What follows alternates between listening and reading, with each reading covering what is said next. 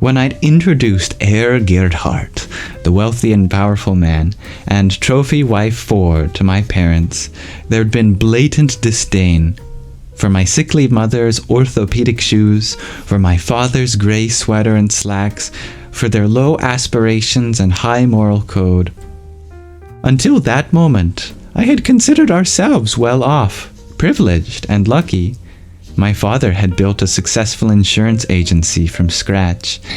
We lived in a large white house in an affluent town where we were members of the country club. I had an idyllic childhood.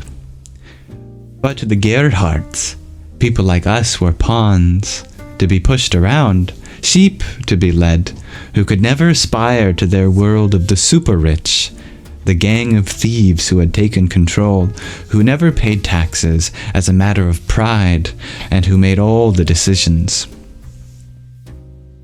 It had not taken long for me to be seduced by the private jets, the yachts, the ski chalet, the island, the stone farmhouse in the south of France, the half-empty $20,000 bottle of wine carelessly discarded, the easy access to recreational drugs. I'd enthusiastically embraced my new status as an ornament, a caryatid in a Greek temple, without a hair out of place, knowing full well that to such people, my master's degree in English literature, summa cum laude, if that's how you pronounce it, from Yale, ranked lower than a stint at Le Rosey.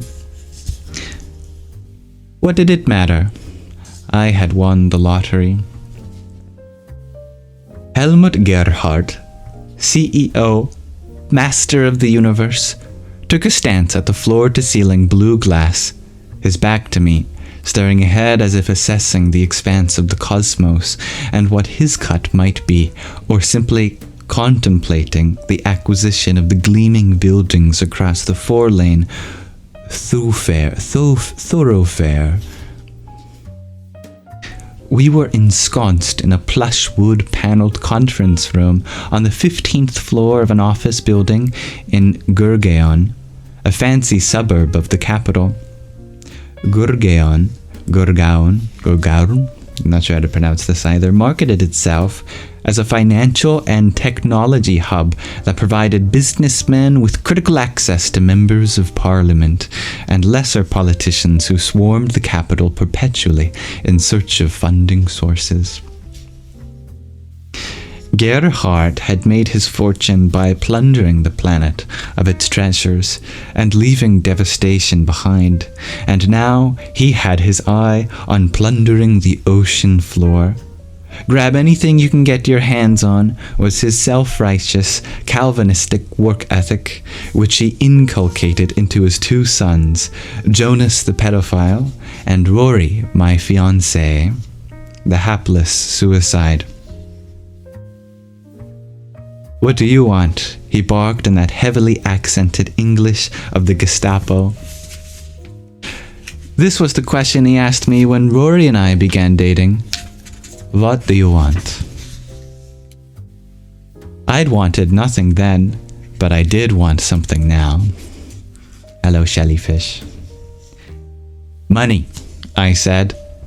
"I have in my possession something incriminating. Video evidence of Jonas and..." "Where is this so-called video? Do you have it? Here?" he snarled. "Videos, plural," I said. Rory emailed them to me before he... "The file is currently with a human rights lawyer in the US. She'll go to the press. Expose Jonas, unless..." We love blackmailing the elite. He turned from the glass, red-faced, jowly, with wisps of badly colored blonde hair pasted across a large head. He looked me up and down in a frank appraisal. "This climate has not been kind to you," he said. "You are no longer beautiful. Rory would not want you, and now you are just another petty blackmailer. This is not over." He growled and was gone. I felt a jolt of fear, then immediately dismissed it. I was in the driver's seat, I held all the cards. What could he do? I rolled out a set of architectural drawings on the expansive glass conference table, modeled as a slab of ice, and took a seat. After a few moments of hushed silence, a pale young man in a tight-fitting black suit glided in to let me know that Mrs. Padma Narayan, director of Gerhardt Charities, would be joining me, and would I like some tea? Nothing for me, I said. The floor-to-ceiling glass door closed soundlessly behind him. He was soon followed by a plump, middle-aged woman in a maroon silk sari and adorned with a heavy gold necklace and diamond earrings. Her thick black hair was twisted into an intricate bun entwined with a string of jasmine. A large red dot graced the wide forehead of her perfectly round, pretty face. Her lively black eyes, lined with kohl, quickly took me in. Pardon me. She pulled up a chair, reached for the drawings, scanned the proposed plan for the convent grounds, and asked a few perceptive questions. I responded, using terms like infrastructure, sustainability, women's health, education, for the greater good, and giving back. I presented spreadsheets with estimates, uses of funds, risks, strategies for recovery, the project team, and forecasts. "How wonderful!" she gushed. "You know, I went to convent schools. Such good work those nuns do. This development will suit Gerhardt Charities very nicely. A valuable addition to our portfolio of good works. Chairman Gerhardt is a most generous man. Now let us call your excellent Mother Gabriel. I'll put her on speaker." Mother Gabriel's voice held an unholy pleasure when she was informed of this unexpected windfall. She might have been Midas fingering his gold coins, but her sharp intake of breath held her extreme displeasure at being further instructed that all funds would be deposited into my account and dispersed solely by me. "I'll be back in a few days, Mother," I chimed in before she could object, and I disconnected. "Padma?" I turned to her with an ingratiating smile, ignoring her shock and possible annoyance at my familiarity, first names being reserved for servants and small children. "I must remain here until the funds are transferred in case there's a hitch. But rather than bake in the sweltering heat, I'd like to go up to the mountains, to Rishikesh, not far from here." "I know where Rishikesh is," she said, somewhat stonily. "I'll need a hotel for tonight, preferably with a spa. I have years of embedded grime. And please arrange for a car and driver to take me to Rishikesh. I'm meeting an old friend." "Certainly," she said, giving in. "We have a company suite at the," she named a luxury hotel, "where you can spend the night. Has an excellent spa. Our driver will pick you up tomorrow morning for your trip to Rishikesh." I rolled up my drawings, gathered the spreadsheets, and left. That night, after lengthy Shirodhara and Abhyangam treatments at the hotel spa, I ordered a complex, healthful dinner of many tasty courses to be served in my room. I was tempted to call my associate Pepe back, but held myself from doing so. I had to first make sure that the money to purchase the girls had been deposited into my account. I could not bear to face his disappointment if the deal with Gerhardt fell through. The thought that Gerhardt had given in too easily flitted through my mind, but I set these doubts aside. My demands were meager and would not even register in the Gerhardt Industries balance sheet, and would in fact demonstrate clear evidence of the company's goodwill, a valuable asset when dealing with a cankerous or cantankerous and unpredictable government. The destruction of the videos would protect Jonas, whose reputation could not be sullied. The final sweetening of the pot was my suggestion that the clinic be named Rory Gerhard Clinic for Women and Children. That night I fell into the bliss of an untroubled, dreamless sleep. The phone rang.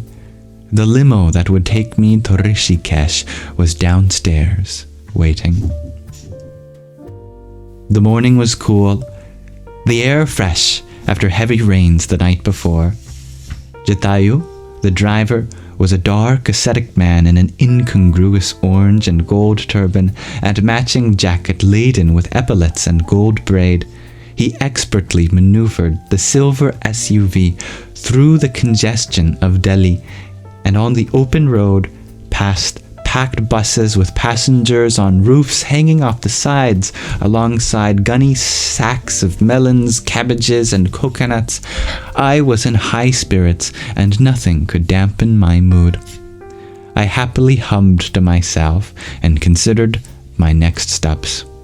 My first order of business would be to pay off the village headman and rescue the abusive girls. Pepe and I would then take on the management of the building program for the convent, which would provide us with a steady income for at least 2 years.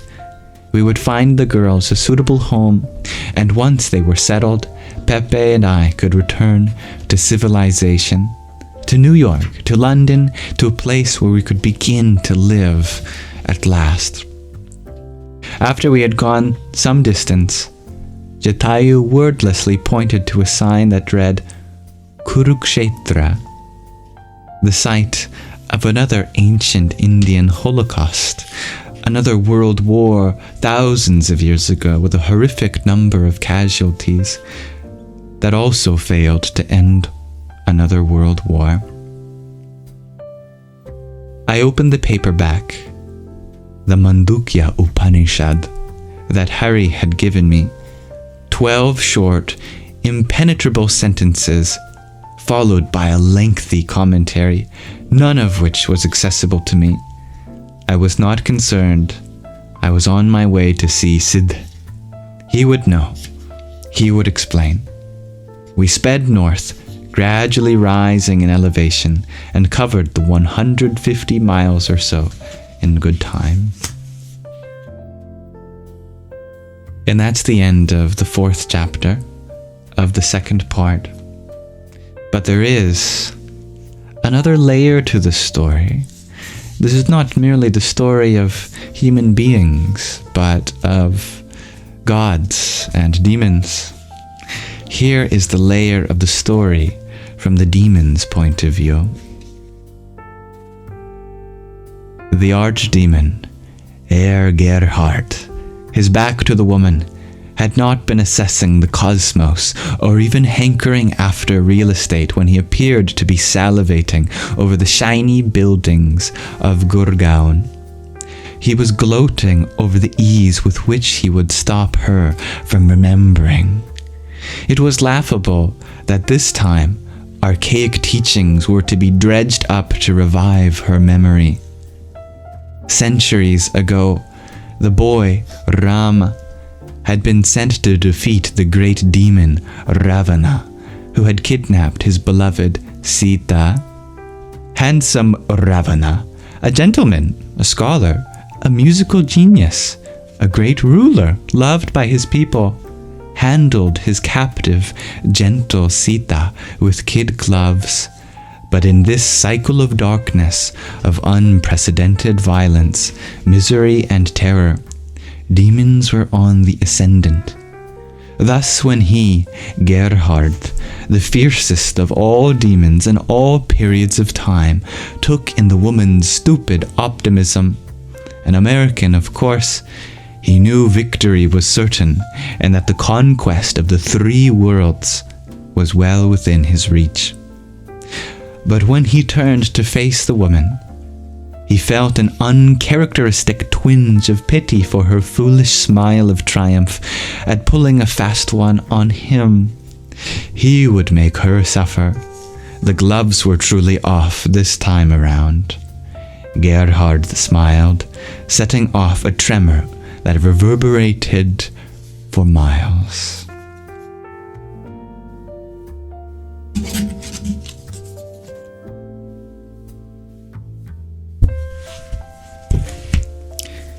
Thank you for listening.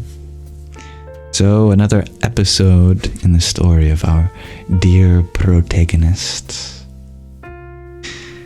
She's on her way to get the girls that dear Pepe had been taking care of, using blackmail with her connection of her previous husband, Rory, who had unfortunately passed away. And also to see Sid, the yogic master of the ancient sciences, to continue her quest to understand the secrets of immortality. I hope to continue next time. Namaste.